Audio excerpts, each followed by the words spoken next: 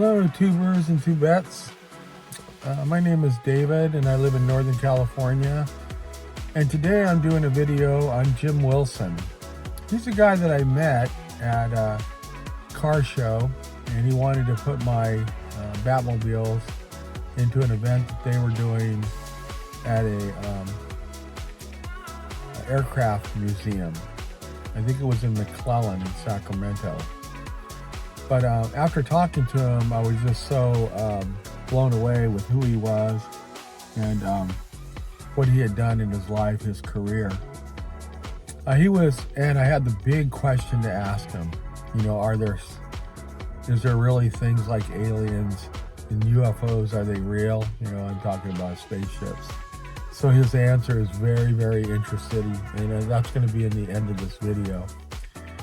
But when I met him, you know, he wanted to have the Batmobiles at his event, and then found out who he was, and he's a pilot of an SR-71, and I always liked those as a kid. But he was also the commander of Beale Air Force Base, which houses the SR-71s.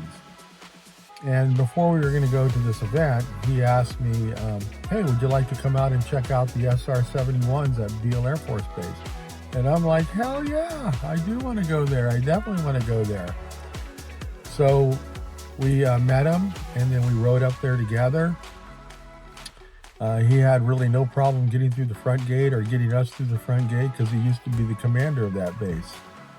And he took us over to look at an SR-71 that was displayed, you know, on a pedestal. And it was pretty impressive. You know, he was showing us some of the things on it, telling us some of the stories about it, telling us about some of his flights and what was involved. And so I was really, really thoroughly impressed with him and his knowledge about planes and all this other stuff. So in talking to him, he was telling me that he was one of the only pilots that had a flamed out engine at 81,000 feet above Russia. And so I just wanted to ask him all these questions about it. But my main question is do aliens really exist? And I think you guys are going to be shocked with the answer. I always said if I ever ran into somebody that had this knowledge, I mean, the SR-71 is a surveillance plane. It's flying all over the place. It has cameras and all kinds of stuff on it. And I could not even imagine all the different things that he might have ran into and the really strange things, you know, that are out there in life. And so I think you're going to really like his interview and his responses to some of my questions. So without further ado, let's get that video up so you guys can take a look at it and see what Jim Wilson, the commander of Beale Air Force Base and an SR-71 pilot, had to say about aliens. Thank you much, and have a great day.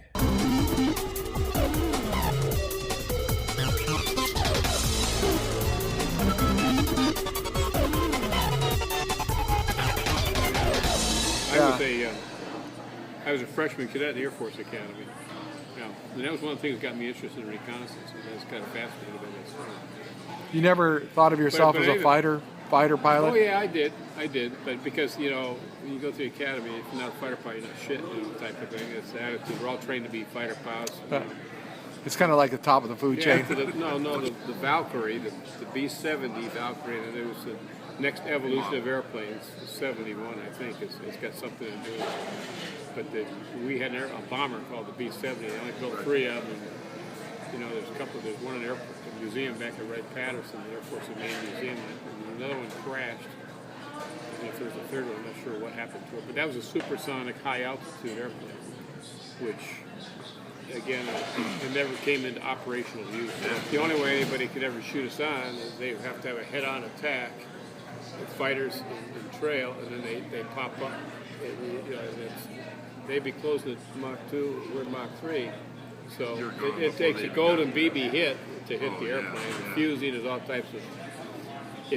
You could never catch us from a stern attack, and if you tried to a beam and we see you, all we would have to do is turn away or turn into an easy turn and defeat the whole attack right there. Plus we have electronic equipment on board that defeat various attached jammers. Yeah. So how high can the SR-71 go? 85,000 feet. 85,000. Actually, it could probably fly 87 to 88. Well, and how high does a typical fighter jet go? 60,000. Oh, so you got a little bit of a protection there. Right. I was going to ask you another question. This is kind of a stupid question. Well, because you talk about Area 51, I've only seen it on television. Do you think there's flying saucers? No. See, now you're going to get everybody. have to think You're about going to that. get everybody upset, because everybody. But I'm like, if there's flying saucers, how come we don't have them like landing all over the? Why do they land in the desert? The closest thing would be a flying wing, like the B-2. But you don't think But it's not a you don't flying think there's extraterrestrial guys coming over here and dropping stuff off? No, I don't believe that shit. It's so crazy because why would they land in the desert? That's what I ask. Why don't they land right there in NASA? With aliens hopping out, and But there's been a whole culture, built around it. take me to your leaders. So at Area 51, you've been there. No.